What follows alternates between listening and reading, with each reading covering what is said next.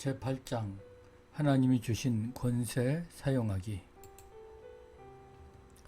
사탄의 세력의 규모와 치밀한 조직 때문에 우리는 위축될 수 있다. 하지만 하나님께서는 훨씬 더 강력한 군대를 조직하셨다. 그것은 바로 우리 모든 그리스도인이다. 당신도 마찬가지다. 더 낙담되는 말이라고 할지 모르겠다. 그러나 소망은 있다. 만일 우리가 하나님의 군대로서 그리스도인을 신뢰하지 않고 우리 자신에 대한 확신이 없다면 그것은 우리 자신이 누구며 우리에게 주어진 권세가 무엇인지 잘 모르고 있기 때문이다. 그리스도인들이 어둠의 세력을 능가하는 권세가 있는지 당신에게 묻는다면 아멘 하며 대답할지 모르겠다. 그런데 막상 귀신 들린 사람을 대하면 어떻게 할 것인가? 그러면 아마 목사님께 도움을 청할 것이고 그 목사님은 다른 목사님께 도움을 청할 것이다. 우리는 우리 자신에게 부여된 권세에 대한 확신이 없다. 머리로는 잘 알고 있고 말도 잘하지만 사실상 내면 깊은 곳에서는 우리 자신의 영적 권위를 의심하기 때문에 권세 있는 자답게 행동하지 못하는 것이다. 왜 그런가? 우리 자신의 권위를 감정과 혼동하기 때문이다. 이런 것은 권위가 아니다. 우리는 자신감에 차서 교회를 나서는 때가 종종 있다. 말씀이 아주 도전이 되었고 예배도 아주 좋았다. 마귀와 맞붙을 준비가 되었다. 그러나 이틀이 지나면 우리가 과연 구원받았는지조차 의심하기 시작한다. 우리가 받은 권세를 감정과 혼동하고 있는 것이다. 권세를 인품으로 간주하는 사람이 있다.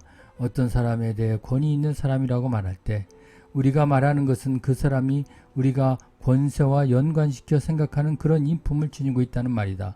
키가 훤칠하고 육중한 목소리에 찌푸린 눈살을 하고 있으면서 주먹을 손바닥으로 탁탁 치고 딱딱하게 말하는 사람이다. 한편 숫기가 없고 수줍음을 잘 타는 사람은 이렇게 말한다. 글쎄요, 저는 그런 권위 있는 사람이 못 되는 거려.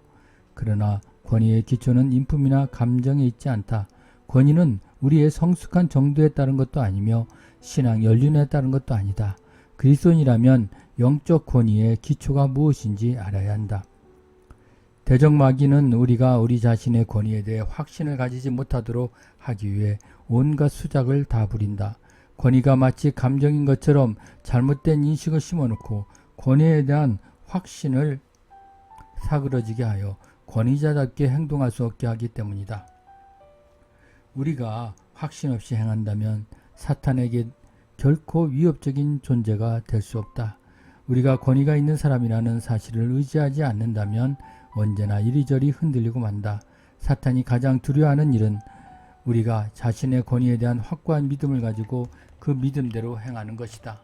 우리 영적 권위의 기초는 법적 근거가 있다. 그것은 법적 사실이기 때문에 우리가 믿지 않더라도 결코 변함이 없다. 계약과도 같이 사실성이 보장된 것이다. 결혼해서 가정을 이룬 사람이 결혼했냐는 질문에 글쎄요, 저는 확신이 없어요. 결혼했다는 느낌이 들 때가 있고 그렇지 않을 때도 있거든요. 라고 대답할 수 있는가? 예, 아니면 아니요 말고는 없다. 결혼한 사람이라면 늘상 결혼에 대한 변함없는 신뢰가 있고 결혼을 증명하라고 하면 법적 증빙서류도 구비할 것이다. 감정과 생각, 성격 따위가 법적 사실을 바꾸지 못한다. 우리의 영적 권위는 결혼과 같이 사실성이 있는 것이며 법적인 근거를 가지고 있다. 그것은 관념이 아니다. 실제적인 것이다. 어떻게 인간이 권위를 상실했는가? 권위가 어떻게 작용하는 것인지 알기 위해서는 역사의 시작으로 돌아가야 한다. 하나님이 에덴 동산에서 사람을 만드셨을 때 동물들과는 다르게 창조하셨다. 하나님은 인간에게 자유의지를 부여하셨을 뿐만 아니라 다스리는 권세와 권위도 부여하셨다. 모든 권세는 다 하나님의 손에 있었지만 에덴 동산에서 그 권세의 일부가 사람에게 위임된 것이다. 그 후로 하나님께서는 절대로 그것을 회수하지 않으셨다. 이런 이유로 사람들은 갖가지 악을 자행하지만 하나님은 이를 말리시지 않는다. 어떤 사람은 이와 같은 권위의 위임이 하나님의 권위와 주권을 제한한다고 생각한다. 그러나 그렇지 않다. 하나님께 모든 권세가 있으며 지금도 있고 영원토록 있을 것이다. 하나님은 만유를 다스리는 모든 권한을 소유하셨다. 모든 권능의 하나님이시며 아무 제한 없이 다스리신다. 그리야 하신 하나님은 또한 권세의 한 부분을 위임할 수 있으시다. 대기업 회장은 알맞은 사람을 뽑아서 사장, 경영자, 감독의 자리에 앉힌다. 그리고 이러한 지위에 따라 임무를 맡기고 임무를 수행할 권한을 부여하는데 이때 주어지는 권위는 기업 회장의 것이다. 따라서 그 권위는 회장의 통제 아래 있지만 한편으론 고용된 여러 사람에게 위임된 것이기도 하다. 마찬가지로 하나님은 인간에게 권위를 위임했지만 그분은 여전히 인간을 다스리신다. 하나님께서 인간에게 권위를 부여하실 당시 사탄은 에덴 동산에 뱀의 모습으로 있었다. 그 후에 마귀는 하와에게 접근했다. 왜 그랬을까? 어째서 하와를 속이기 위해 그렇게 기다랗게 몸을 빼서 접근했을까? 마귀는 아주 교묘하게 하나님을 대적하기 위해 하나님을 해치려 했다. 그러나 이보다 더 엄청난 것이 있다. 아담과 하와에게는 대단한 가치 있는 어떤 것이 있었던 것이다. 사탄은 바로 인간에게 부여하신 하나님의 권세를 노린 것이다. 마귀는 비록 이 땅에 살긴 했지만 이 땅을 다스릴 권세나 권한이 없었다. 권위는 법적으로 인정되는 사실성에 의거한 것이라는 사실을 사탄은 알고 있었다. 그래서 하와에게 갔던 것이고 그녀를 유혹하였다. 사탄이 했던 말은 실상 다음과 같다. 내가 가진 권위 중에 얼마를 내게 넘겨주지 않겠니? 사탄은 인간이 하나님께서 주신 권세를 잘못 사용할 수 있다는 사실을 알고 있었다. 인간이 하나님께 불순종할 때 사탄은 인간이 가지고 있는 권세를 빼앗을 수 있는 것이다. 하나님께서 그분 권세의 일부를 인간에게 위임하셨는데 사람도 그 권세를 사탄에게 넘겨주었다. 그렇지만 사탄이 권세를 완전히 장악한 것은 아니다. 세상을 지배하는 것이 그렇게 간단하지만은 않다. 사탄은 오늘날도 에덴 동산에서 했던 것처럼 하나님께서 사람에게 주신 권세를 찬탈하는 식의 똑같은 방법을 쓰고 있다. 사람이 사탄에게 권세를 넘겨주었지만 사탄은 사람을 통해서만 그 권세를 사용할 수 있다. 사람이 죄를 짓기로 선택하고 하나님께 불순종해서 살기로 한 만큼만 마귀는 세상에 영향력을 행사할 수 있는 것이다. 이것이 세상을 장악하고 있는 힘이다. 사람이 에덴 동산에서 죄를 범한 뒤에 하나님께서는 이에 관여한 모든 자를 꾸짖으며 말씀하셨다. 내가 너로 여자와 원수가 되게 하고 내 후손도 여자의 후손과 원수가 되게 하리니 여자의 후손은 내 머리를 상하게 할 것이요 너희는 그의 발꿈치를 상하게 할 것이니라. 창세기 3장 15절. 하나님께서는 사탄의 머리가 상하게 되리라고 언약하셨다. 직접 하는 것이 아니라 여자의 후손을 통해서 하시겠다라는 말씀이었다. 사탄의 후손도 사람의 발꿈치를 상하게 할 것이다. 이것이 영적 전쟁의 발단이 되었다. 사탄은 이 땅을 두루다니며 사람의 발꿈치를 상하게 하고 있다. 한편으로 하나님께서는 원수 마귀를 멸하기 위해 사람을 통해 이 일을 하고 계신다. 어린아이들에 대한 공격. 원수라는 말은 싸움이나 분쟁의 장벽이란 뜻이고 사탄의 후손이란 말은 사탄이 낳은 자라는 뜻이다. 사탄은 아이를 가질 수 없기 때문에 사탄의 후손이라는 것은 사탄의 것을 사람들 앞에 심어 놓는다는 의미다. 한편 여자의 후손이란 하와에게서 태어난 모든 사람, 즉 전 인류를 말한다. 따라서 여자의 후손에 대한 사탄의 공격은 일단 모든 아이에 대한 공격으로 볼 수 있다. 역사를 살펴보면 사탄은 인간의 속박과 멸망을 촉구하면서 미친 듯이 아이들을 대상으로 파괴를 일삼고 있다는 사실을 쉽게 알 수 있다. 아이들과 원수 마귀와의 장벽은 특히 더 강하다. 아이들은 순진무구한 여자의 후손이다.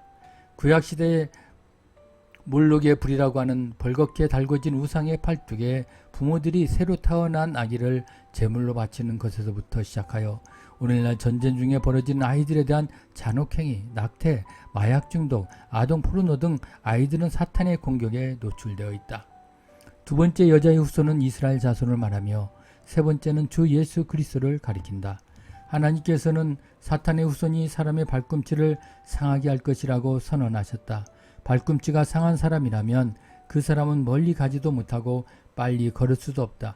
죄의 결과는 모든 사람의 발꿈치를 상하게 만들었다. 우리의 머리카락은 세월이 흐르면 희끗희끗해지고 머리가 벗어지기도 한다. 눈은 흐려지고 얼굴에 주름살이 생긴다. 건강했던 체력은 쇠약해지고 마음은 점점 나약해진다. 태어나는 그 순간부터 우리는 무덤을 향해 가는 것이다. 로마서 5장 12절 말씀은 이렇다. 그러므로 한 사람으로 말미암아 죄가 세상에 들어오고 죄로 말미암아 사망이 들어왔나니. 이것이 바로 우리의 상한 발꿈치다. 어째서 구약 성경에는 잔인한 내용들이 있을까? 하나님께서는 여자의 후손이 사탄의 머리를 상하게 할 것이라고 약속하셨다. 이 심판의 언약에 사탄은 머리를 곤두세웠을 것이다. 여자의 후손을 색출하기 위해 눈을 치켜뜨고 있었을 것이다. 말씀대로 하와는 후손을 보았다. 두 아이가 탄생했는데 바로 가인과 아벨이다. 아이들이 성장하자 사탄은 가인에게 접근한다. 그러나 하나님이 어떠한 분인지 아는 아벨에게는 감히 다가가지를 못한다. 사탄은 여자의 후손이 자기 머리를 상하게 하리라는 말씀을 알고 있었고 위협을 느꼈기 때문에 가인을 부추겨 아벨을 살해하도록 했다. 그렇다고 해서 하나님의 섭리를 막을 수는 없었다. 하와는 셋을 낳았고 셋을 통해서 이스라엘 나라가 생겼으며 결국 예수님이 오셨다. 가인과 아벨의 이야기는 역사 전체를 포괄하는 대표적인 이야기다. 실제로 영적 전쟁이란 측면에서 보면 구약 성경은 다음 두 가지로 추격할 수 있다.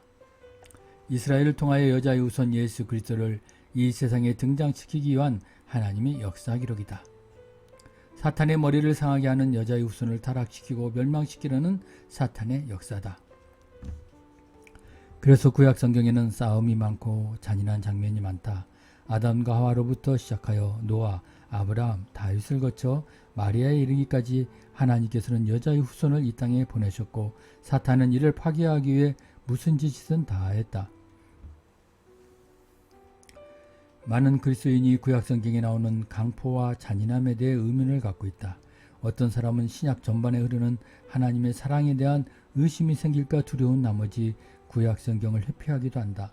그러나 구약 성경에 나오는 전쟁들은 여자의 후손을 보존하여 마침내 예수 그리스도의 탄생에 이르게 하기 위한 것이었음을 주목해야 한다. 인류를 위한 전쟁. 구약 전체를 살펴보면 사탄은 여자의 후손을 멸망시키고 타락시키기 위해 악착같이 달라붙는다. 사탄은 이스라엘의 자손 가운데서 여자의 후손 예수 그리스도가 나올 줄 알고 있었던 것이다. 모든 나라가 다 이스라엘과 싸우는 것처럼 보인다. 여자의 후손을 멸망시킬 의향으로 마귀의 세력이 선동하지 않았다면 도대체 왜 아말렉 족속과 같은 민족들이 이스라엘과 대치하며 파괴시키려고 했겠는가?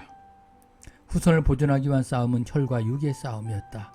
피를 보아야 하고 무자비하게 나타나는 모습들은 여자의 후손을 위협하는 자들에게 볼 수 있다.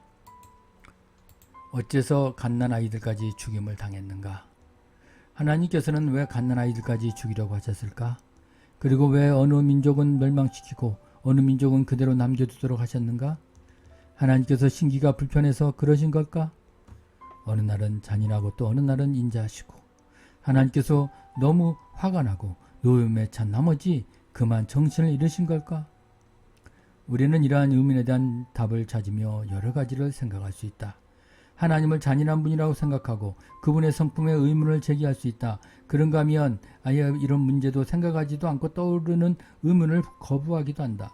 아니면 하나님께서 민족 전체를 말살하라고 명령하신 데는 무슨 타당한 이유가 있었으리라는 것을 믿고 하나님의 성품을 의지하며 나아갈 수 있다.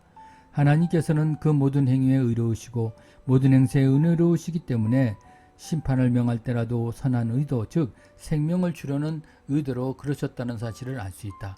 구약 성경에 나타난 싸움들은 대개 성적인 문제를 내포하고 있다. 대다수 이방 종교는 토색적인데 예를 들어 아스도락과 바알 숭배는 남색하는 것과 여자 동성애, 양성애 등이 공공연하게 행해졌다. 인간의 약점을 잘 알고 있는 사탄은 우상을 섬기도록 유도하면서 언제나 그러한 우상 숭배와 함께 갖가지 성적으로 문란한 행위를 하도록 하였다. 성적 유혹과 성도착증으로 말미암아 사탄은 여자의 후손이 자기 머리를 상하게 하기 전에 먼저 타락시키려고 가지내를 썼다.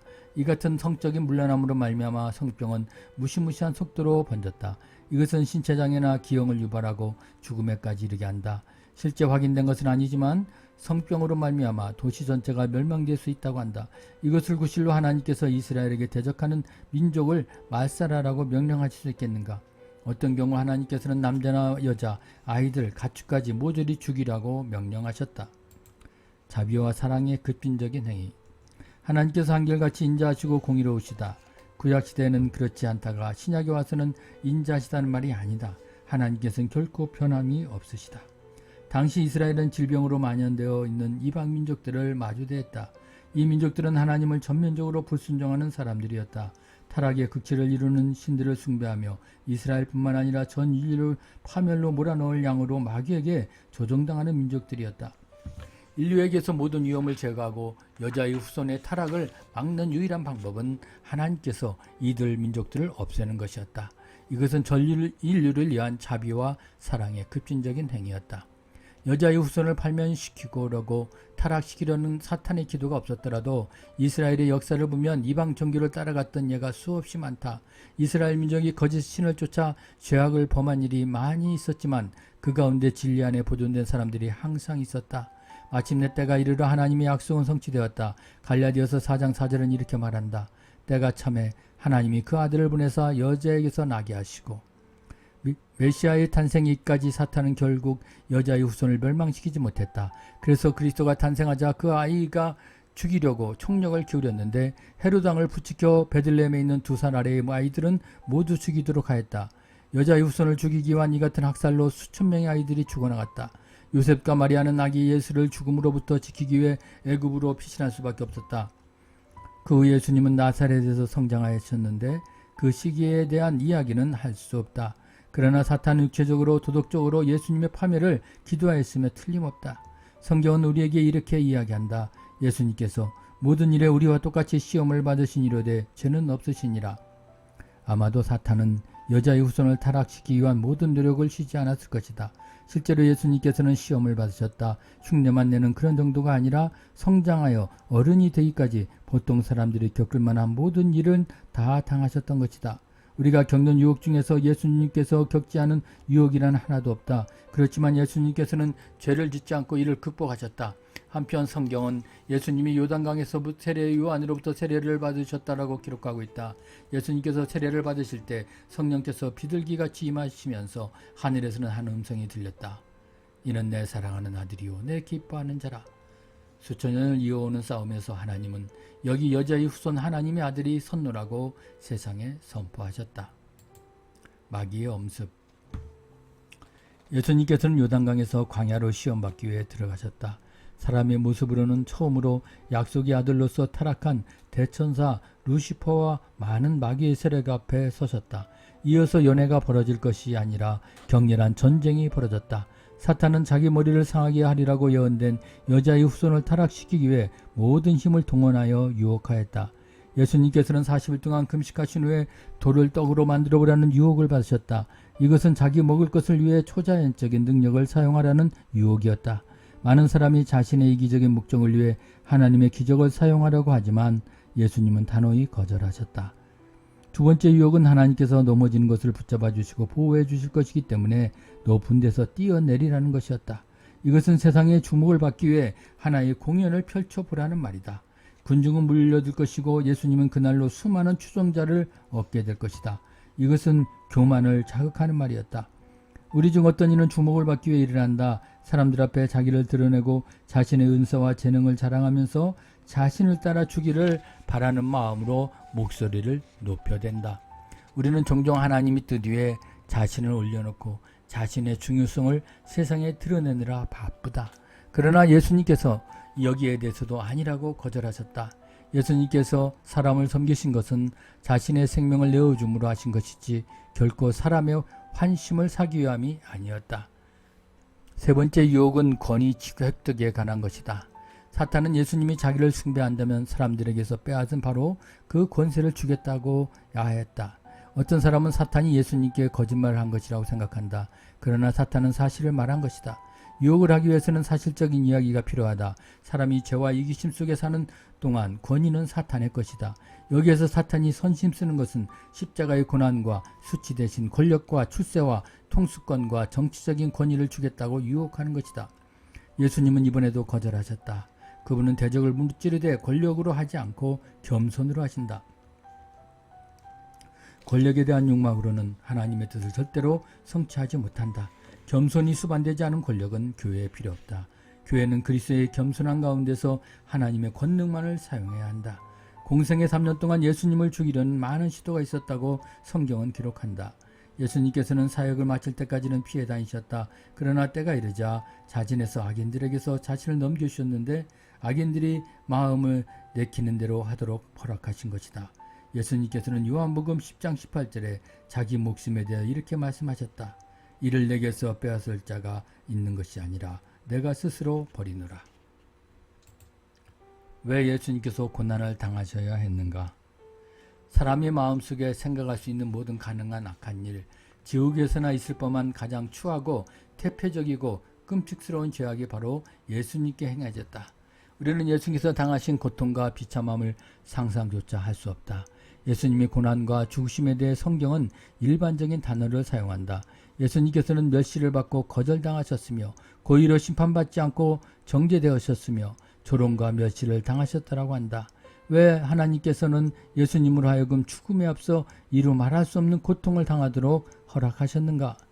예수님은 우리의 죄 때문에 죽으셨을 뿐 아니라 대속 사역에 대한 말씀처럼 그가 징계를 받음으로 우리가 평화를 누리기 위해 죽으셨는가? 예수님께서는 증오의 반대의 표적이 되었으며 잔악한 불의를 당하셨다. 따라서 이로 말미암아 우리도 동일한 고통을 당할 때 평화를 누릴 수 있다. 우리가 믿음으로 죄를 용서받은 것처럼 비탄에 빠지고 참혹한 일을 당하는 중에라도 하나님께서는 우리에게 평화를 주신다. 예수님께서는 우리를 위해 고난당하셨다. 그리고 마침내 십자가에 못 박히셨고 아주 고통스럽게 우리의 죄를 위해 죽으셨다. 성경은 예수님께서 죽으신 다음 음부에 가셨다고 기록되어 있다. 음부에 대한 의견이 분분하지만 음부라고 하는 것은 두 가지로 구분된다. 하나는 낙원이라 부르는 곳인데 이것은 예수님께서 십자가에 달린 강도에게 오늘 내가 나와 함께 낙원에 있으리라고 말씀하신 그곳이다. 그곳은 의인의 영들이 부활을 기다리며 대기하는 곳이다. 또 다른 음부는 악인의 영들이 대기하고 있는 곳이다. 음부에 계셨을 때 예수님께서는 양쪽을 다 방문하셨다. 먼저 낙원에 가서는 포로된 자에게 복음을 전파하셨다. 사탄이 죄와 죽음의 열쇠를 가지고 있기 때문에 이 영들은 포로가 되어 있다. 하지만 이들은 아무런 고통이 없는 상태다. 에베소서 4장 8절은 그가 위로 올라가실 때 사로잡혔던 자를 사로잡으시고 사람들에게 선물을 주셨다 라고 말씀한다. 우리 권위의 법적 기초. 예수님께서는 또한 사탄이 지배하고 있는 또 다른 음부에도 가셨다. 그곳에 가 계신 동안 예수님은 권위에 대한 법적 기초를 세워놓으셨다. 사람에게서 빼앗은 마귀의 권위를 박탈하신 것이다. 통치자들과 권세들을 무력화하여 드러내어 구경거리로 삼으시고 십자가로 그들을 이기셨느니라. 예수님께서는 이제 죽음과 음부의 열쇠를 가지셨고 사탄은 법적인 통제력을 상실하고 말았다. 요한계시록 1장 18절은 말한다. 내가 전에 죽었었노라고 볼지어다. 이제 세대토록 살아있어 사망과 음부의 열쇠를 가졌노니. 예수님께서는 이 세상을 지배하고 있는 사탄의 법적인 권리를 박탈하신 것이다. 이것이 하나님께서 사람이 되셔야 하는 이유인 것이다. 하나님께서는 기본적으로 죄를 대속하기 위해 오셨다. 권위는 인간의 자유의지로 발휘되도록 주어졌다. 그런데 인간은 그 자유의지로 자신의 권위를 넘겨주고 말았다. 그래서 하나님께서는 인간을 모두 쓸어버리거나 자유의지를 박탈하든지 아니면 그분 자신이 인간이 되든지 하셔야 했다. 하나님께서는 인간이 되기로 선택하셨다. 한 인간으로서 30년간 유혹을 이겨내고 광야에서 대적마귀를 물리치며 자신의 생명을 내어주기로 작정하고 자기 영혼을 포기하셨다. 하나님께서는 한 인간으로서 기꺼이 죽기까지 그분 자신을 낮추셨다. 첫사람이 넘겨준 것을 되찾아오기 위한 일이었다. 그리고 예수님께서는 마귀의 일을 멸하시기 위해 우리의 권위를 세우셨다. 요한일서 3장 8절은 말씀한다. 하나님의 아들이 나타나신 것은 마귀의 일을 멸하려 하심이니라. 마귀의 일은 사람의 발꿈치를 상하게 하는 것이요 모든 인간의 상황 안에 죄의 결과들이 나타나게 하는 것이다. 질병, 고통, 억압, 소외, 공포, 상한 마음, 병든 영혼, 전쟁, 기근, 증오 등 이 모든 것은 사탄이 우리 안에서 사람들을 통해 조장한 것들이다. 그러나 예수님께서 이 모든 일을 멸하셨다. 이것이 예수님께서 자신을 천명하며 이사야 말씀을 인용하신 이유다. 주의 성령이 내게 임하셨으니 이는 가난한 자에게 복음을 전하게 하시려고 내게 기름을 부으시고 나를 보내사 포로된 자에게 자유를 눈먼 자에게 다시 보게 함을 전파하며 눌린 자를 자유롭게 하고 주의 은혜의 해를 전파하게 하려 하심이라 하였더라. 누가복음 4장 18절 19절. 사도행전 10장 38절은 하나님이 나사렛 예수에게 성령과 능력을 기름 붓듯 하셨음에 저가 두루다니시며 착한 일을 행하시고 마귀에게 눌린 모든 자를 고치셨으니 라고 기록하고 있다. 예수님께서는 어둠의 세력에게 억눌려 있던 사람들을 만나는 대로 치유하고 도와주고 그들을 위해 사역하셨다. 그리고 십자가에서 마귀를 멸하심으로써 우리도 또한 동일한 일을 하게 하셨다. 억눌리는 자, 탄압받는 자, 마음이 상한 자에게도 다가가도록 하셨다. 예수님은 하늘로 올라가시기 전에 마귀의 일을 무력화할 권한을 우리에게 주셨다. 이것은 대위임 명령에 잘 나타나 있다. 그들이 내 이름으로 귀신을 쫓아내며 병든 사람에게 손을 얹은 즉 나으리라. 이것이야말로 예수님이 우리를 위해 마귀로부터 회수하신 권위를 잘 사용하는 충성된 청지기의 모습이다. 우리는 이웃을 버렸다. 우리의 권위는 예수님께서 마귀에게 행하신 일뿐만 아니라 우리를 위해 하신 일에 그 기반을 두고 있다. 골로새서 1장 13, 14절은 하나님께서 우리를 흑암의 권세에서 건져내사 그의 사랑의 아들의 나라로 옮기셨으니 그 아들 안에서 우리가 속량 곧 죄사함을 얻었도다 라고 말한다. 우리는 먼저 과거에 그리스도께로 나오기 전에는 어둠의 왕국에 살았던 마귀의 자식임을 인정해야 한다. 우리는 모두 그 안에서 지냈다. 그리스도인이 된다는 것이 단지 새로운 생각을 하고 새로운 삶을 사는 것만은 아니다. 이것은 우리가 자연스럽게 물려받는 것이 아니다. 그리스도께서는 단지 우리를 더 착한 사람으로 만들려고 했던 것은 아니다. 모든 그리스도인은 다들 자기 짐을 싸들고 새로운 곳으로 이주하였다. 죄와 이기심, 죽음, 어둠, 멸망, 우리 자신으로부터 구원을 받은 것이다. 우리는 어둠의 권세에서 구원을 받았고 예수 그리스도의 나라로 옮겨졌다. 따라서 날마다 옛 이웃을 기억하고 우리를 구원하신 분이 누구인지 생각하고 감사드려야 한다. 우리는 현재 두 가지 중 어느 한 곳에 있다. 중간 지대란 없다. 어둠이 왕국에 있든지 아니면 하나님 아들의 나라에 있다. 그리스도의 대속사역을 믿고 회개한 그리스도인은 분명히 하나님의 아들의 나라에 있다. 우리의 새 집은 빛의 나라에 마련되어 있다는 사실을 결코 의심해서는 안 된다. 그리스도께서 우리 안에서 계속해서 하시는 모든 역사가 능력 있게 나타나는 것 역시 우리가 참으로 어둠의 왕국에서 빛의 나라로 옮겨간 사람이라는 확신 속에서 이루어진다. 예수님은 우리를 구원하실 뿐만 아니라 주께서 부르신 삶을 살 수 있게 하는 능력도 주셨다. 따라서 어떠한 형편 속에서도 우리 안에 거하는 하나님의 능력으로 꾸준히 생활할 수 있다. 요한일서 4장 4절은 말씀한다. 너희 안에 계신 이가 세상에 있는 이보다 크심이라. 구원받은 후에 승리의 생활을 하고 평안을 맛보는 그리스도인이 많지 않다. 이들은 죄에서 구원하신 하나님의 능력이 월요일에도 화요일에도 동일하게 역사하고 있다는 사실을 알지 못하고 있는 것이다. 우리가 오늘 하루도 승리의 생활을 하지 못하면서 어떻게 나라를 장악하고 있는 정사를 대적하며 나아갈 수 있겠는가? 우리 안에 계신 이가 참으로 세상에 있는 이보다 크시다는 사실을 믿고 있는가? 많은 그리스도인들이 이 놀라운 진리를 참으로 믿고 있지 않다고 생각한다. 그들은 환경을 비관하며 불평하는 말을 늘어놓는다. 자기는 지도자의 희생물, 불공평한 교율의 희생자, 섬기고 있는 교회의 희생자, 남편의 희생물, 자녀의 희생물이라고도 생각한다. 하지만 이들이 실제로 하는 말은 내 상황 속에 있는 이와 이 세상 가운데 있는 이가 내 안에 계신 이보다 크다 라고 말하는 것과 다름없다. 그리스도인들은 대적마귀가 이 세상에서 하는 일을 보고 기가 죽는다. 어떤 사람이 내게 와서 이런 말을 했다. 최근에 뉴욕을 갔는데요. 믿지 못하시겠지만 제 주위에 온통 마귀가 득실거리는 것을 느꼈어요. 그래서 얼른 빠져나왔어야만 했어요. 그리스도인들은 종종 어떤 장소나 나라나 도시를 말하면서 그곳에 얼마나 어둠이 가득한지 또 얼마나 억눌림이 심한지 서로 말하곤 한다. 우리 안에 그 신이가 계시는데 어째서 억눌림 때문에 두려워하는가? 우리 안에 계신 예수 그리스도는 결코 물러서지 않으셨다. 그리스도인들은 억눌림에 대해 인내력이 부족하다고들 생각하는 것 같다. 어느 젊은 그리스도인이 세상에 있는 일반 대학에 들어갔다고 하면 얼마 견디지 못할 것이라고 생각한다. 사실이다. 모든 그리스도인 안에는 세상에 있는 어떤 것보다도 마귀가 획책할 수 있는 그 어느 것보다도 훨씬 큰 능력이 있다는 사실을 전적으로 믿지 않는다면 얼마 견디지 못할 것이다. 그리스도인이라면 누구나 예수님처럼 이 우주에 어떤 세력보다도 강한 능력을 지니고 있다는 것을 참으로 믿는가? 내 안에 예수 그리스도보다 막강한 세력으로 나를 감싸는 것이 그런 것이 있는가? 뉴욕에 산다든지 암스테르담의 홍등가에 전도한다든지 방콕의 빈민가를 지나가고 있다든지 혹은 힌두교도의 가정에 들어가 앉아있을 때 뭔가 일이 잘 안 풀린다고 해서 내 안에 계신 예수 그리스도와 그분의 권세를 내 마음대로 처분한다면 과연 잘한 일이라고 할 수 있는가? 우리 안에 계신 예수 그리스도는 어떠한 억눌리는 상황 가운데서도 결코 물러서는 법이 없으셨다. 그리스도인의 위력이 드러나지 못하는 장소나 환경이나 압박이란 존재하지 않는다. 오늘날 사회가 세속적이고 인본적이며 사탄적이라 할지라도 모든 그리스도인 안에 있는 그리스도보다 결코 크지 못하다. 사탄은 하나님께서 주신 권위를 우리가 확실히 믿지 않는다면 의심과 두려움과 갖가지 연약함 속에서 곁길로 빠지고 말 것이라는 것을 알고 있다. 그러므로 우리는 반드시 기억해야 한다. 우리 안에 거하시는 이는 살아계신 하나님의 성령이라는 사실을 말이다. 이것은 사탄의 어떠한 거짓말로도 변하지 않는 사실이다. 만일 내 안에 계신 이가 세상에 있는 이보다 크시다는 진리를 받아들이지 않는다면 이것은 진리가 아닌 것처럼 보이게 된다. 말하자면 우리는 사탄의 거짓말에 동의하게 되고 결국 우리가 처한 상황과 어둠의 세력의 희생물이 되고 마는 것이다. 우리 안에 계신 이가 더 크시다. 이것은 진리다. 그렇지 않다면 거짓이다.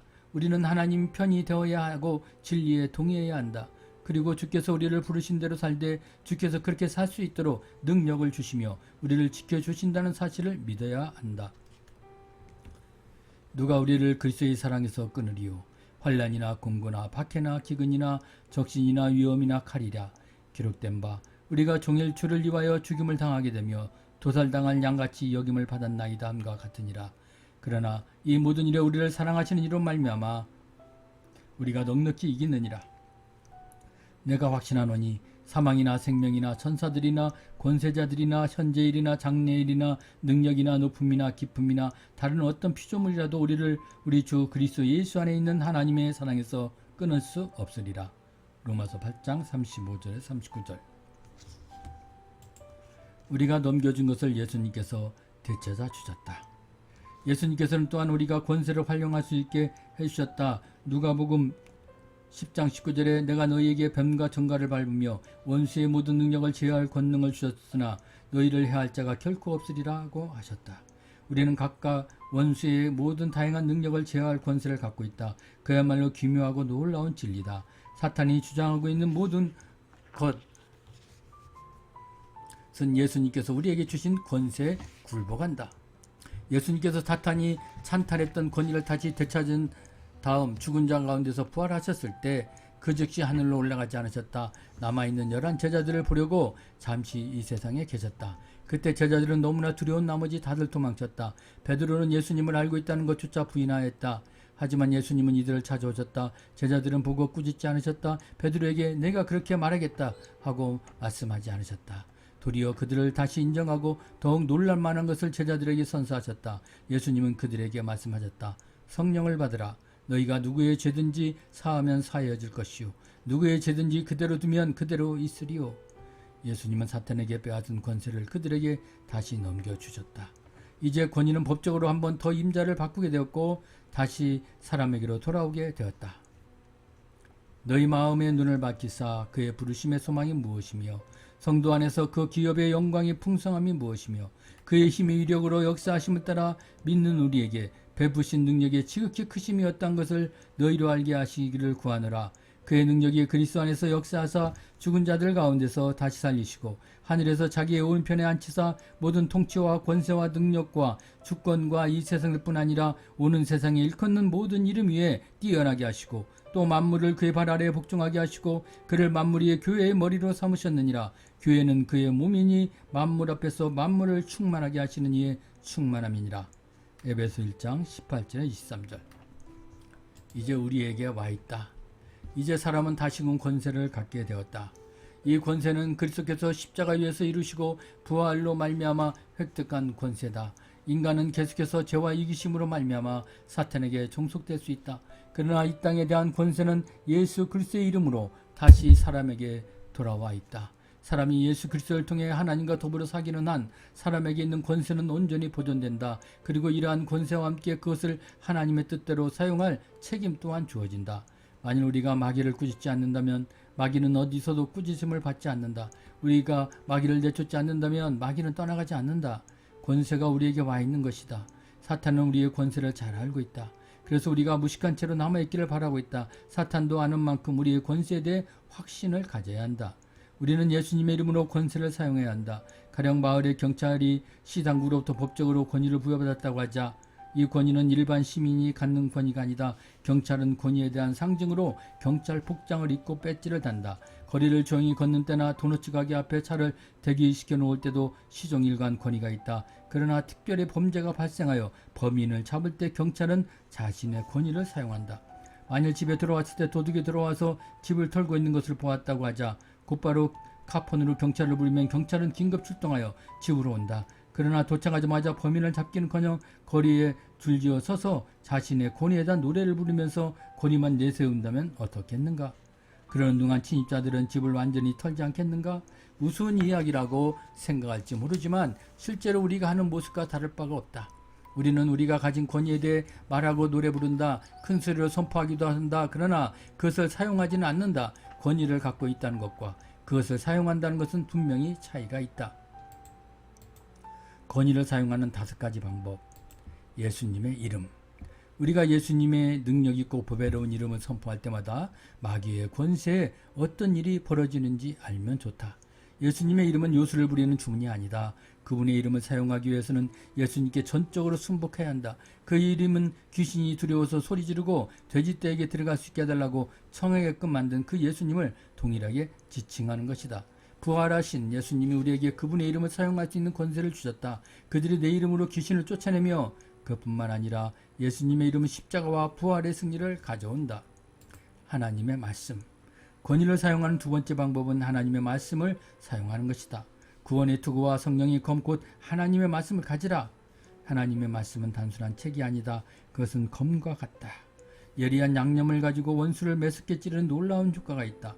예수님께서는 광야에서 사탄을 대하셨을 때 하나님의 말씀을 사용하셨다. 우리도 막강한 무기로 성경 말씀을 선포해야 한다. 내가 귀신을 처음 경험했을 때 성경의 능력을 깊이 체험했다.